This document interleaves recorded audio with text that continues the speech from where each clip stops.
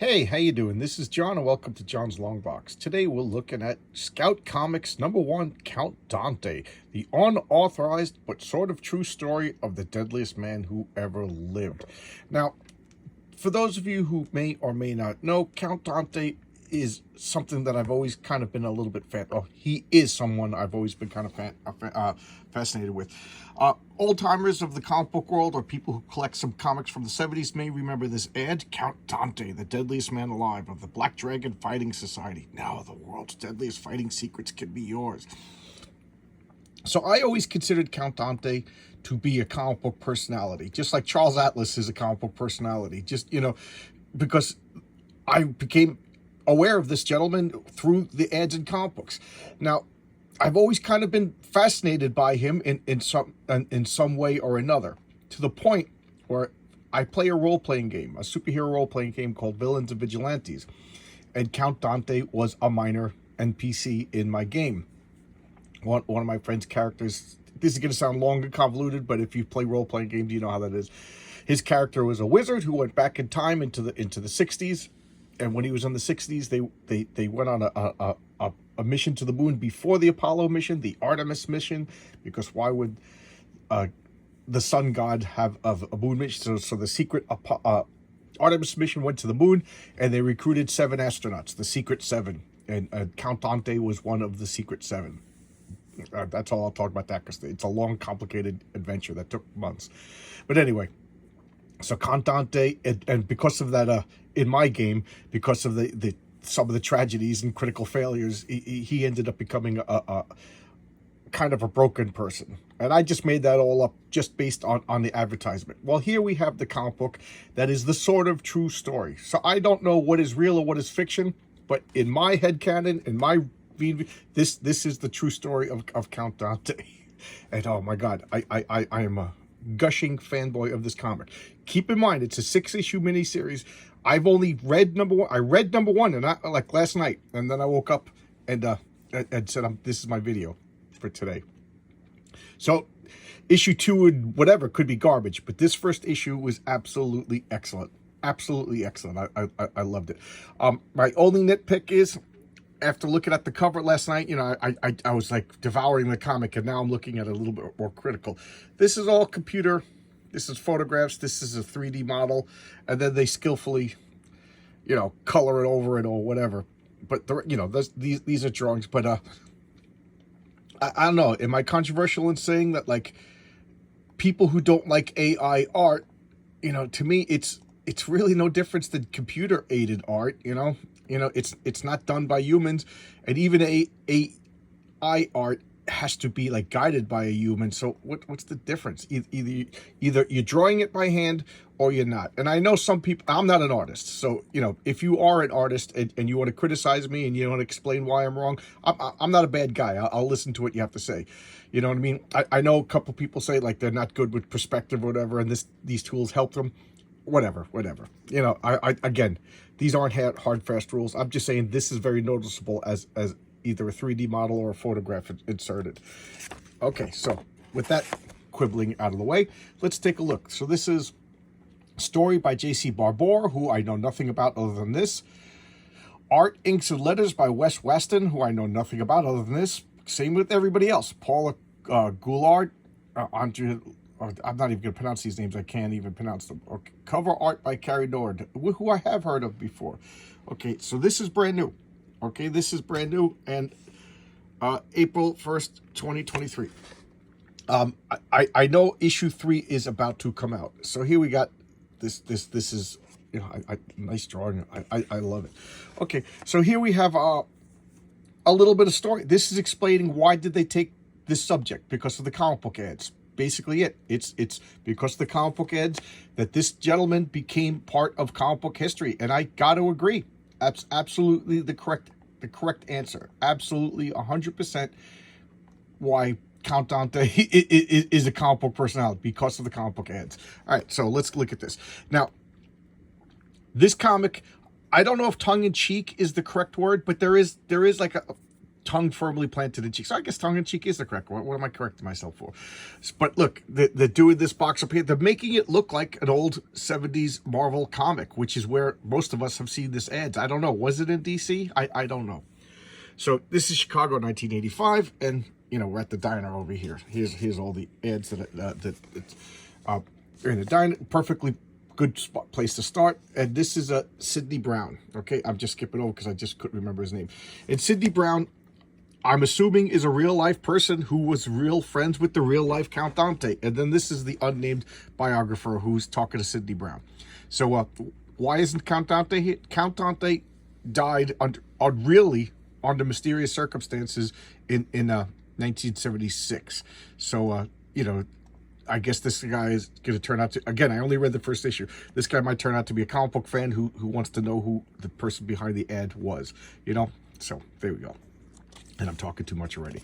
So he's just telling a story. So this whole comic is a flashback.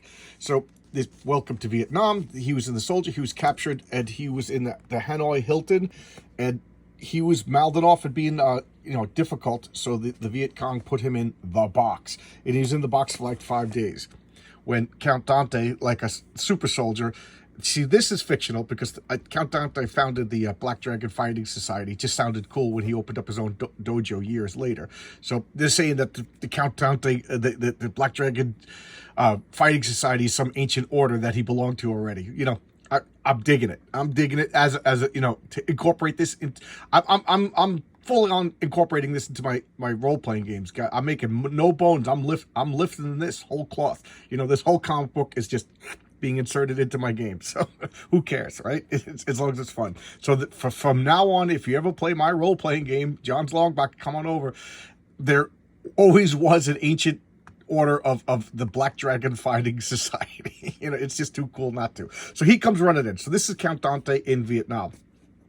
And I'm going to assume he really was in Vietnam. And I'm going to assume he really did meet Sidney Brown in Vietnam. Maybe he did even rescue.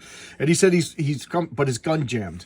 And so he's peeking out through the hole. He goes, this was incredible. He goes, the other guys, there was no chance. Count Dante just kung fu'd them all and took out all of the Viet Cong and then pulled them out. And then here is his sergeant. Keenan is his real name. J.T. Keenan is Count Dante's real name.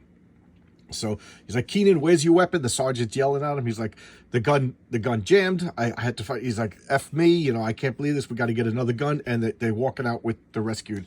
And he's like, thank you, buddy. I'm not going anywhere. You're my best friend. You're my best friend. He says, why am I your best friend? He goes, because you just saved my life. Anybody who saves my life is now my best friend. And that's the beginning of their lifelong friendship. This cracked me up. The Equalizer, how Mac got his manhood. So they, like I'm saying, they're firmly in cheek. They're goofing on all the ads. See, this comic book was inspired by and born by a Marvel ad, so why not goof on all the ads? So, the Charles Atlas Hero of the Beach ad, which is my favorite ad in all comics. I always, not always, but a lot of times I'll stop and point it out and talk to it when I'm showcasing comics, which is the kind of stuff you lose when you CGC. Little mini rant. I snuck in a rant. But anyway, we're going to go out of here. You little Weisenheim. So he goes and he looks up and he orders a lead pipe. Lead pipe won a major award. So the guy says something to him. He goes, oh, not so fast. Oh, God, no. He goes, oh, you are a real man. And he's just beating him with the lead pipe. Do you need to smash, to maim, to fulfill, to destroy, to bludgeon, to humiliate, and terrorize? Check all of them that apply. I was once a loser like you, but then I got a lead pipe and beat the crap out of it. It's just funny. It's just funny. So back to the present. The interview's going on. He's hitting on the waitress, And then he's going back. J.P. Keenan, who becomes Count Dante, trains Sidney. They're fast friends now. Keep in mind, this is during the Vietnam War, so this is during the 60s. So, he's training him. And what's happening?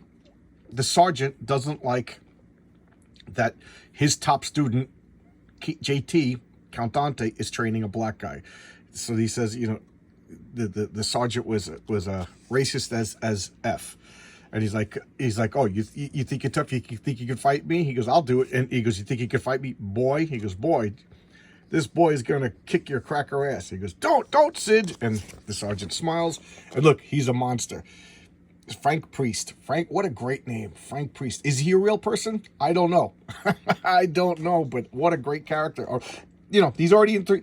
He's a great villain character. Sidney, I like his. He knows he's about to lose, and he's just fighting, and boom! Look at his eyes, and Frank is just beating the crap. So Dante is like, you can't do that. We're friends. We're best friends now. It doesn't matter that you're my sergeant. It doesn't matter that, superior officer. You just took out my friend. So I love this. The name in it.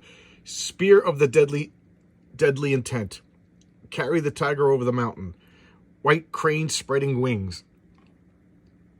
Strike the angry mule. I don't know. It was over before. So he just beat the crap out of Dante and Sidney. He's like chumps. He's like, no way, telling the story. What happened next? Well, Frank was brought up in charges. You can't just hospitalize two, one guy was barely out of the hospital himself, and another guy was one of your subordinates. You can't just put him in the hospital. So they court-martialed him, and then he's too good of a fighter. They sent him to Kaesong, and a few later, he was caught with the wrong end of a landmine. I toasted. So he went to like a super deadly battle. I have to admit, guys, I don't know much about Vietnam. I mean, I know enough about Vietnam, but I don't know the intricate details. So I assume that was really bad. And then later he stepped on a landmine, because I won't mourn his passing. He was a jerk. And now we got Sea Junkies making fun of my second favorite. Well, I don't know. Yeah, I gotta rank things. First is the hero of the beach, second is Sea Monkeys, and third is Count Dante. So here's Sea Junkies. Put them in the water and watch the Sea Junkies. And then Yard Hatchets. You want to get some yard hatchets? A game for learn how to throw hatchets in your yard. So now it's Chicago, 1971. After the war, he's dancing. Now, I don't know if this is a true story or not. They're kind of hinting that this really happened, but I think they changed the names. So he's dancing with this girl. The girl's husband shows up. He's they call him Thomas Tunney, the meanest man in the NFL. So I don't know I don't know if that's a real person. I don't know if they changed the name and we're supposed to know who he is, or I don't know if this was made up whole cloth. But it turns out that this girl is married to this, bad character, meanest guy in the NFL. And he didn't know anything. He was just macking on some chick. That's what you go to the clubs for. And the hot girl comes up and starts dancing with you, you dance back. You can't blame him for doing what you're supposed to be doing. You go to McDonald's, you can't get mad at some guy for ordering a cheeseburger. You know what I mean?